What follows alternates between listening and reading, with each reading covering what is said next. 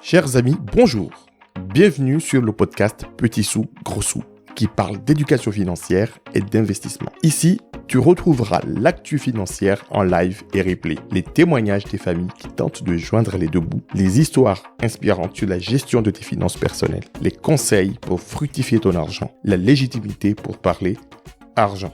Chers amis, bienvenue à tous dans ce nouvel épisode de la série Investissement franco-africain du podcast Petit sous, gros sous. C'est votre rendez-vous incontournable pour tout savoir sur l'éducation financière. Aujourd'hui, nous allons explorer un sujet passionnant. Investir comme franco-africain et comment la double culture peut devenir un avantage concurrentiel pour réussir. Que vous soyez un investisseur aguerri, un investisseur déçu, un débutant curieux, cet épisode est fait pour vous. Pour commencer, jetons un coup d'œil aux économies françaises et africaines. La France, avec son économie diversifiée, son infrastructure solide et son ancienneté dans l'ère post-industrielle, possède de nombreuses opportunités d'investissement. La reprise d'entreprise, le rachat d'entreprise, l'entrée dans le capital des startups ou l'entrée dans une franchise. De l'autre côté, en Afrique et dans les pays du Sud, ce sont des marchés émergents avec un potentiel de croissance énorme. Ces marchés attirent de plus en plus d'investisseurs internationaux. On parle ici de grosses pointures, des entreprises du MEDEF, des grosses PME.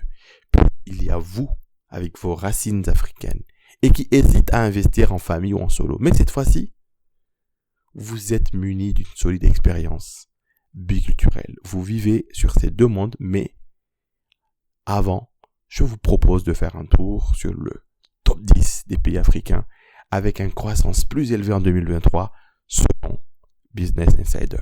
Le premier pays, c'est la Libye, 17,9%. Deuxième pays, le Sénégal, 8,1%. Le Niger, 7,3%. La RDC, 6,7%. Le Rwanda, 6,7%. La Côte d'Ivoire, 6,5%. La Djibouti, 6,2%. La Gambie, 6%. L'Éthiopie, 5,9%. Le Bénin, 5,7%. Chers amis libyens, sénégalais, nigériens, congolais, rwandais, ivoiriens, djiboutiens, gambiens, éthiopiens, béninois, qu'est-ce que vous attendez encore pour investir?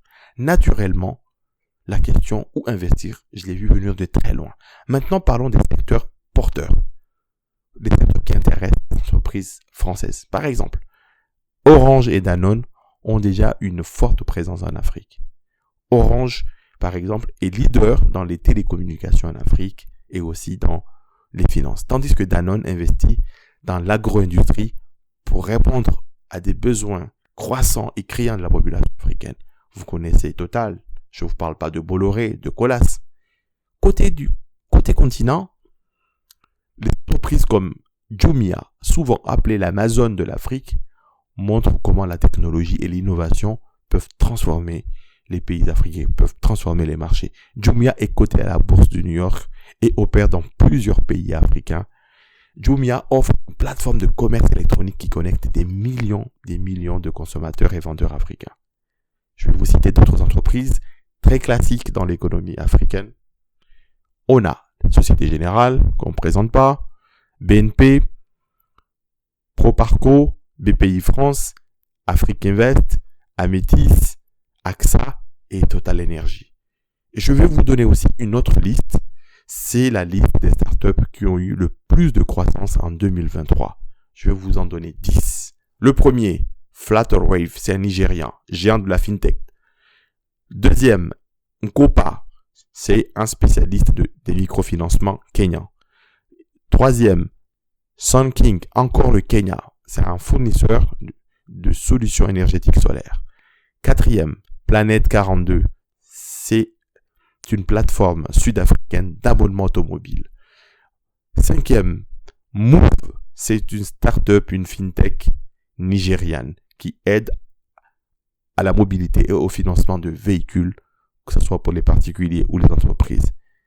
Le sixième, N+1 Data Center. C'est un leader des data centers au Maroc.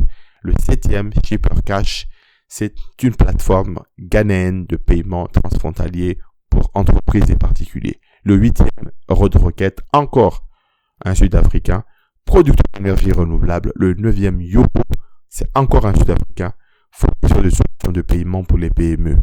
Et le 10e, c'est Paystack, en fait. C'est une startup acquise par Stripe et qui opère finalement dans les paiements en ligne. Ouais, ça c'est les 10 startups qui ont eu le plus de croissance en 2023. Mais voyons voir quelles sont les startups qui ont eu le plus de levée de fonds en 2023. On a MNT Alan, 400 millions. Ça, c'est une égyptienne. On a Mkopa Kenya, 275 millions. On a MNT Group Fintech, Afrique du Sud, 200 millions. On a Husk Power, 100 millions. On a Wetility, Afrique du Sud, 85 millions. On a Nourou, RDC, 75 millions. Et on a WeLight, ma préférée. WeLight, 70 millions de dollars. C'est une startup malgache. On a Victory Farms, 35 millions de dollars, Kenya. On a Sabi, Nigeria, 30 millions de dollars. Et on a Samanu, Éthiopie, 25 millions de dollars.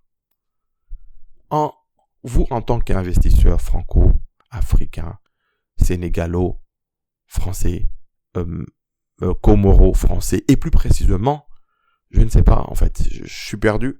Comment, aujourd'hui, en fait, on peut combiner les forces de la double culture pour maximiser ses investissements en Afrique? Comment bâtir une stratégie efficace en étant dans les deux mondes, en ayant des avantages, en fait, dans les deux mondes, en ayant des avantages comparatifs?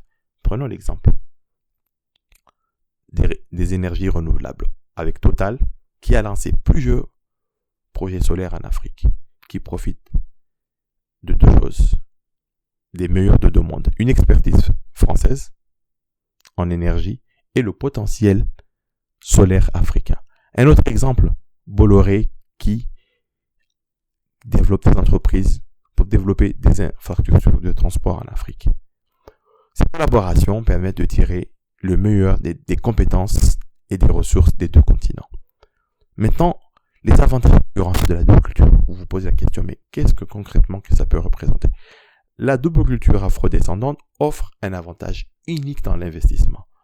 En comprenant, par exemple, les nuances culturelles et économiques des deux pays. France-Sénégal, France-Égypte, France-Comores, France-Kenya, France-Rwanda.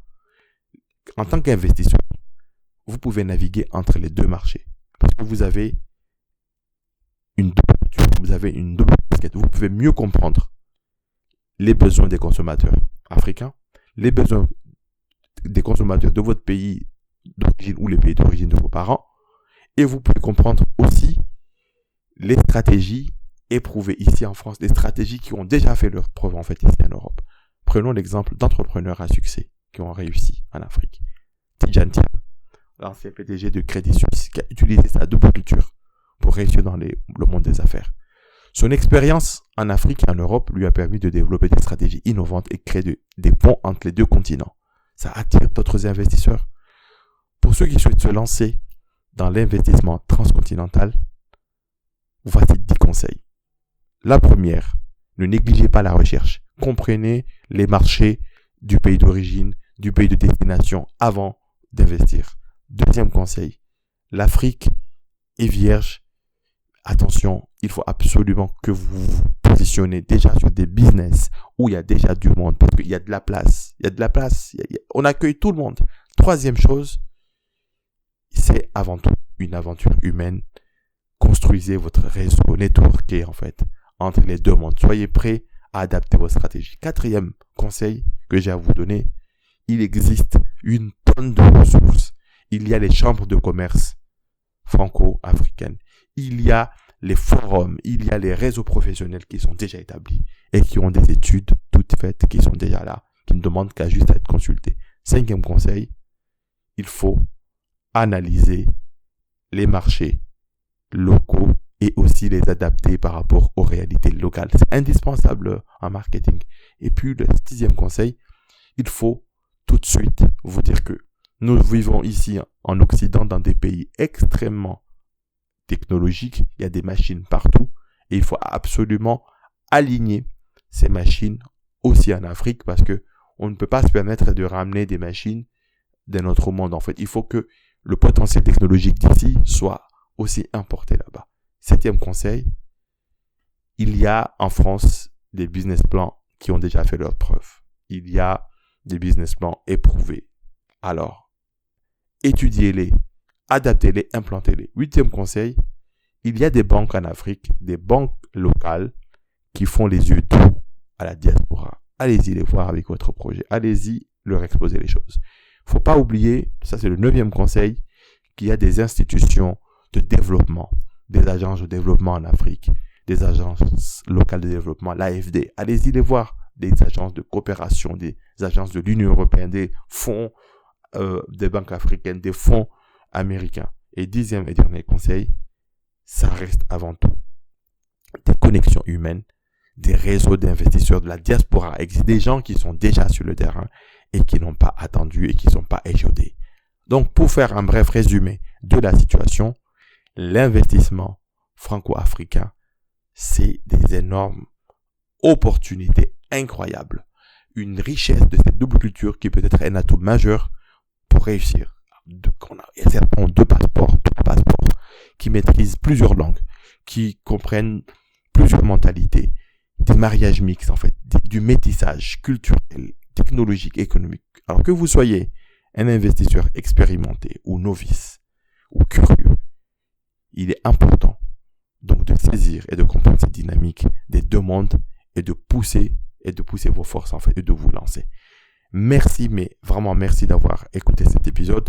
Je vous rappelle que ça fait partie d'une série. Il y a d'autres épisodes sur les racines et les richesses, des épisodes sur les services 3.0 et un épisode sur l'immobilier et l'investissement dans la finance en Afrique. Merci beaucoup d'avoir écouté cet épisode fait avec beaucoup d'amour et quelques nuits blanches. Si tu as des questions ou tu veux témoigner, mets un commentaire ou écris-moi sur les réseaux sociaux de Petit Sous, Gros Sous. Je me ferai un plaisir de t'y répondre. Pour me soutenir, tu as juste besoin de mettre 5 étoiles, au moins sur 2 plateformes, Apple Podcasts et Spotify. À très bientôt. N'oublie pas, Petit Sous aujourd'hui, Gros Sous demain.